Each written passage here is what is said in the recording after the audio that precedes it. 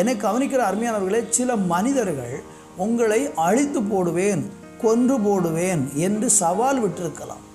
செய்வனையின் மூலமாக அல்லது நேரடியாகவே உங்களை அழித்து விடுவேன் என்று சில காரியங்களை சொல்லி உங்களை மிரட்டி, இது நிமித்தம் உங்களுக்கு மிகுந்த பயம் உள்ளத்தில் ஏற்பட்டு சோர்ந்து போய் இனி செத்தாலே போதும், எதுக்கு உயிர் வாழணும், நான் எப்படி எத்தனை காலம் இப்படியெல்லாம் பயந்து பயந்து வாழ்வது என்று சொல்லி மன ரீதியாக நீங்கள் ரொம்ப சோர்வடைந்து போய் இருக்கலாம்.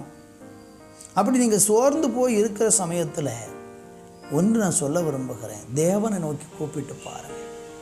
எலியாவுக்கு உதவி செய்த தெய்வம் அவருடைய பிள்ளைகள் சோர்ந்து போகிறதை அனுமதிக்கவே மாட்டார். வந்து உதவி செய்து நம்மளை போஷிப்பார்.